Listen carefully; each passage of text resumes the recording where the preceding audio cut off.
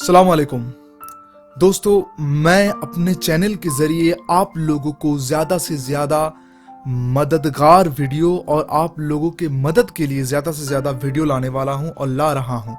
आज मैं एक टॉपिक को लेके आया हूं कि मैं चाहता हूं कि मेरे YouTube के चैनल के ज़रिए मैं कैसे लोगों को, मेरे व्यूअर्स को मदद कर पाऊं, क्योंकि हालात बहुत नाजुक है, बहुत ही कठिन है, बहुत ही मुश्किल वक्त से हम लोग गुजर रहे हैं। तो आज का टॉपिक ये है कि अगर हमारे घर में कोविड पॉजिटिव हो जाए, अगर कोरोना का पेशेंट हो जाए और हम लोग फ़ोन कर रहे हैं, हम लोगों को बेड नहीं मिल रहा है, हॉस्पिटल में कोई डॉक्टर फ़ोन नहीं उठा रहा है, कहीं से राब्ता नहीं हो रहा है, तो हम लोग हेल्पलेस हैं। ऐसा भी बहुत सारे जगह पूरे हिंदुस्तान में, बहुत सारे रूरल इलाकाओं में ऐसे जगह पर है जहाँ पर कोई भी मदद के लिए अवेलेबल नहीं है और महामारी इतना बड़े तादाद से है कि लोग जो हैं कम पड़ रहे हैं। तो इस वक्त कैसे मेरे YouTube चैनल आप लोगों के लिए मददगार साबित हो, इस कोशिश में हम लगे हैं।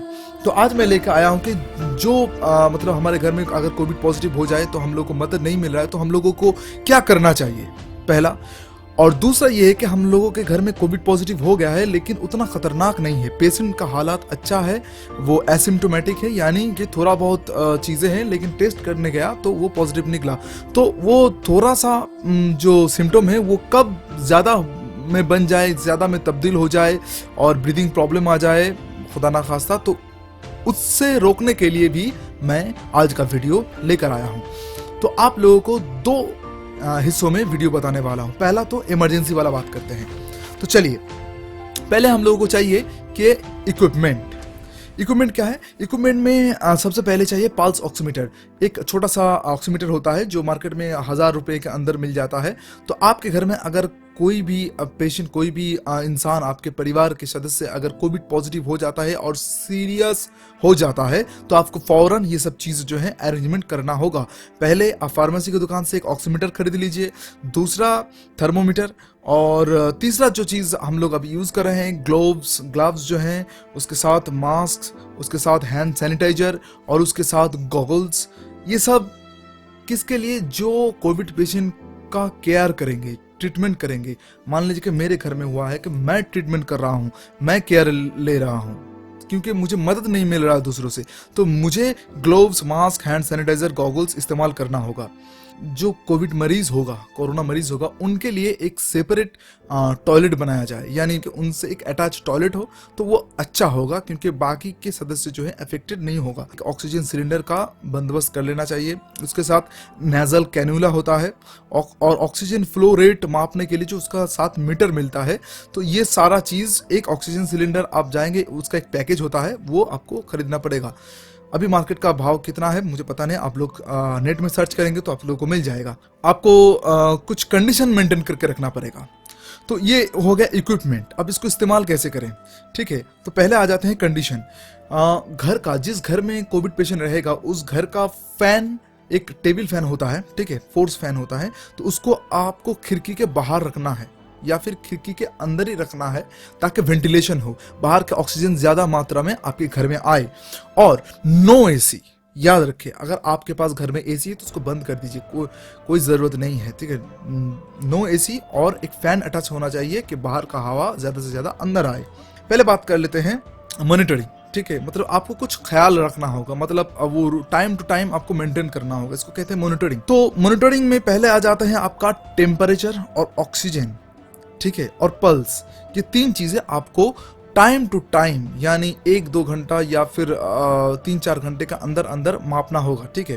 तो आप जो जा रहे हैं केयर करने, आपको प्रॉपर ग्लव्स पर पहनना होगा, ग्लव्स, ठीक है।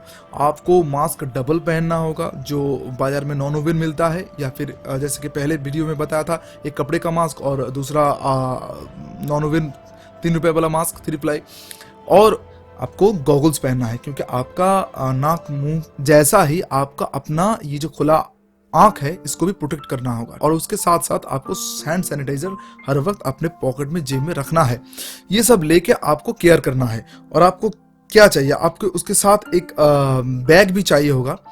जो बैग मतलब जो उसी कोविड पेशेंट का जो भी चीज़ होगा वो आप लेके आएँ या लेके जाएं, ठीक है। एक बैग, रीयूजेबल बैग रख लीजिएगा, ठीक है। तो अब आते हैं कि मॉनिटरिंग यानी मेंटेन करना। टेम्परेचर आपको 2-3 घंटे में देखना है। अगर पेशेंट बात कर पा रहे हैं तो वो तो बता पाएंगे कि मुझे बुखार आ गया, देखो मेरा चेक कर लो। तो आपको चेक करना है, वो उसके लिए आपको थर्मोमीटर की ज़रूरत है, जो मैंने पहले बताया। थर्मोमीटर से आप टेम्परेचर चेक करेंगे 97, 98 या तो 99। अगर तीनों के अंदर टेम्परेचर रहता है, ये 98 डिग्री सेल्सियस 97 से 99 के बीच, तो कोई भी दवाई की ज़रूरत नहीं है। 99 के ऊपर अगर 100 हो गया या फिर 100 क्रॉस कर गया, तब आपको दवाई देना ज़रूरत है। तो ये हो गया टेम्परेचर का। अब आते हैं कि मॉनिटरिंग जो ऑक्सीजन, ठीक है। ऑक्सीजन देखिए, ऑक्सीजन आपका ऑक्सीजन पल्स जो आपको खरीदने के लिए मैंने बोला, तो वो जो है उंगली पर रखा जाता है, उसको टेस्टिंग किया जाता है उंगली पर रख के। कभी आप पेशेंट बैठे हुए एक बार चेक कर लिया, लेटे हुए चेक कर लिया, तो आपको आइडिया मिल जाता है कि नॉर्मल रेंज। तो वो अगर आपका आता है जो सैचुरेशन होता है उसका, आपको मीटर में दिखाएगा, तो वो देखिए अभी स्क्रीन में दिखा रहा है, ठीक है। तो वो ऑक्सीजन सैचुरेशन अगर 94 से ज़्यादा होगा तो नॉर्मल है, आपको ऑक्सीजन लेके कोई सोचने वाली बात नहीं है। अब अगर 92 से 94 के बीच रहेगा तो आपको मॉनिटर करना पड़ेगा 4 घंटे अंतर अंतर, पूरे दिन भर 4 घंटे अंतर अंतर आपको मॉनिटर करना पड़ेगा, ये रिपीटेडली, ठीक है, कि घट रहा है या बढ़ रहा है या सही है। तो अब अगर 92 से कम हो गया तो यहाँ पे आपको कुछ ख्याल रखना पड़ेगा। यहाँ पे आपको पहले तो आपको कोशिश करना है कि आप हॉस्पिटल में एडमिट करा दें, क्योंकि वहाँ पर बहुत सारे इक्विपमेंट सब कुछ अवेलेबल है उस पेशेंट को स्टेबल रखने के लिए, ठीक है। तो अगर नहीं मिल रहा है, एडमिशन नहीं मिल रहा है, तो आपको डेक्सामेथासोन, ठीक है, वो 6 मिलीग्राम पर डे के हिसाब से देना है, जो ब्लड को पतला करता है ताकि ऑक्सीजन बना रहे, ठीक है। और इसके अलावा आप ये भी कर सकते हैं कि प्रिडनिसोन जो है वो 40 mg, और मिथाइल प्रिडनिसोन ये भी 30 mg में आता है।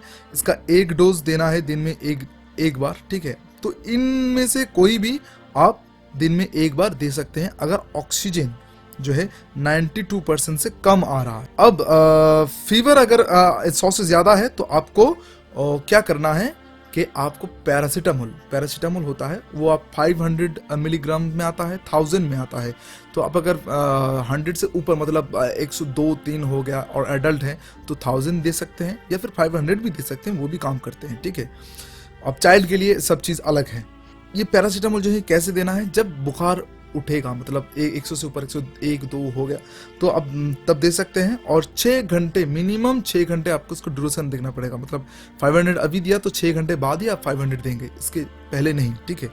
तो इस हिसाब से आप उसको मेंटेन कर 6 से 8 घंटा अंतर अंतर आप पैरासीटामोल दे सकते हैं, ताकि फीवर के वजह से पेशेंट को तकलीफ ना हो, ठीक है। और एक चीज़ है, अगर कोई भी नॉर्मल फीवर होता है दोस्तों, तो हम लोगों को ख्याल रखना पड़ता है डिहाइड्रेशन का। मतलब जब नॉर्मल फीवर होता है ना, तो उसमें हम लोगों को क्या होता है, डिहाइड्रेशन होता है, तो उसमें ज़्यादा से ज़्यादा पानी चाहिए होता है। तो आप कोशिश कीजिए कि ज़्यादा से ज़्यादा पेशेंट को पानी पिलाएं, ठीक है। 1 गिलास हर घंटे में 1-2 गिलास पिलाते रहिए, ठीक है।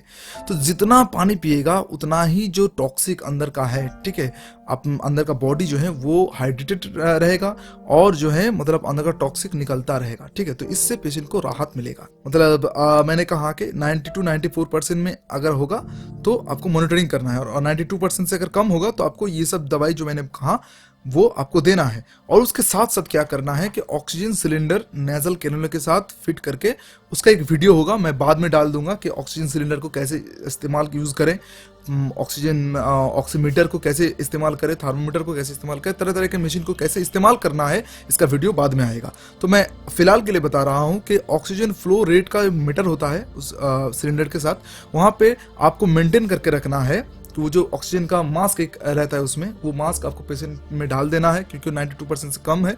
और उसके साथ आपको क्या करना है कि ऑक्सीजन फ्लो रेट मीटर में 2 से 4 लीटर पर मिनट, ये हिसाब आपको रखना है। देखिए, जो भी मैं चीज़ें बता रहा हूँ आपको, ये सब मैंने एक डॉक्टर से कंसल्ट की और उसके बाद जो है आप लोगों को बता रहा हूँ, क्योंकि ये बहुत सी नाजुक चीज़ है। एक मिनट अगर आप वीडियो स्किप कर दें, इधर उधर कर दें, तो आप पेशेंट के साथ कोई गलत कर सकते हैं, पेशेंट का जान भी जा सकता है। तो नाजुक सी बात है, बहुत ही इंपॉर्टेंट है, तो आप ध्यान से सुनिए। 2 से 4 लीटर पर मिनट का हिसाब से आप उसको मेंटेन करके रखें अगर 92 से कम है, ठीक है। तो अगर 92 से आपका मान लीजिए कि 90 से भी नीचे जा रहा है, ठीक है, मतलब अब अगर ऑक्सीमीटर से माप रहे हैं, वहाँ पर दिखा रहा है मशीन में उंगली में कि 90 से भी नीचे जा रहा है, ठीक है, लेवल सैचुरेशन, तब आपको क्या करना है, ये जो ऑक्सीजन सिलेंडर का जो मीटर है ना, इसको आपको 6 लीटर, ठीक है, मैक्सिमम 6 लीटर पर मिनट से 10 लीटर पर मिनट तक आप कर सकते हैं, 10 मैक्सिमम, इससे ज़्यादा नहीं, ठीक है, ताकि आपका जो पेशेंट होगा वो सांस नहीं ले पा रहे हैं, लेकिन वो ज़बरदस्ती ऑक्सीजन उनके अंदर फेफड़ों पे जा रहा है, तो उनको क्या है, उनको ऑक्सीजन का मात्रा सही रहेगा, तो वो जिंदा रह पाएंगे। इस हिसाब से ऐसे तरीके से आप अपने पेशेंट को घर पर बचा के रख सकते हैं। और यही एक वजह है जिस वजह से आज पूरे हिंदुस्तान में हजारों से ज्यादा हर रोज 3-4 हजार, तो सरकारी आंकड़ा जो हम लोगों को पता है, इससे 10 गुना यानी 30-40 हजार लोग मर रहे हैं हर दिन में, इसी ऑक्सीजन की वजह से, इसी ऑक्सीजन ना मिलने की वजह से। तो अब आ जाते हैं नेक्स्ट पॉइंट पर कि डॉक्टर को, ठीक है, आपको पूछना है, ठीक, अगर वहाँ पर डॉक्टर अवेलेबल है, तो आप इस हालात में, ऐसे नाजुक हालात में, जब आपका ऑक्सीजन लेवल कम हो रहा है, आप ये सब दवाई जो मैंने बोला वो दे रहे हैं, तो वो उस वक्त आप एक काम कर सकते हैं कि इनहेल्ड स्टेरॉइड मिलता है, ठीक है, तो इसको इनहेल किया जाता है विथ पंप स्पेशर, यानी आपका एक पंप स्पेशर मिलता है। तो ये जो दवाई है खाया नहीं जाता है, इसको सांस से लेना जाता है, इसको इनहेल किया जाता है, ठीक है, वेपर, इसको मतलब दिन में 2 बार करना है। मेडिसिन का नाम है इनहेल्ड स्टेरॉइड, ठीक है, ये तरह तरह ब्रांड नेम से आता है। 800 mcg के डोज से आपको लेना है, ठीक है, इसको इनहेल करना है, ऐसे इनहेल करना है। आपको छवि दिख रहा है, आप स्क्रीन पे देखिए, इस तरीके से आपको इस पंप के जरिए दिन में 2 बार लेना है। और 94 से जब ही नीचे आ रहा है, 92 से 94 तक भी अगर ऑक्सीजन हो रहा है, तो आप पेशेंट को बोलिए कि उल्टा सोएं, यानी प्रोन पोजीशन में, पेट के बल सोएं, यानी पेट नीचे रहेगा, ठीक है, ऐसे होकर सोएं। तो उससे क्या होगा, उससे ऑक्सीजन लेवल बढ़ेगा। ये साइंटिफिकली प्रूव है, ये एक नेचुरल प्रोसेस है, उसका एक एनाटॉमिकल फंक्शन है, जिस वजह से जो है नेचुरली ब्लड में ऑक्सीजन मात्रा बढ़ते रहते हैं, ठीक है। तो ये जो है, आप प्रोन पोजीशन में, मतलब उल्टा लेटा के पेशेंट को सुलाइए, लेकिन ये पूरा रात सोना नहीं है, ऐसे मतलब 1-2 घंटा हो गया, फिर उल्टा कीजिए, फिर मतलब सीधा कीजिए, फिर मतलब करवट लेके सो सकते हैं, ठीक है। ऐसे करके मूवमेंट करते रहिए। उनका पैर अगर नहीं हिल रहा, वो नहीं कर पा रहे हैं, तो आप उनको पैर हिलाइए, ठीक है। कभी मतलब 1 घंटा इधर कर दिया, 1 घंटा उधर कर दिया, तो ये हो गया पैसिव मूवमेंट, ताकि उनका ब्लड फ्लो हर जगह पर सही तरीके से हो। ये हो गया आपका पेशेंट अगर सीरियस है, सिचुएशन अगर गंभीर है, ऑक्सीजन का दबाव कम हो रहा है, ठीक है, ब्रीदिंग प्रॉब्लम हो रहा है, तब जाके आप ये सब चीजें जो हैं कर सकते हैं।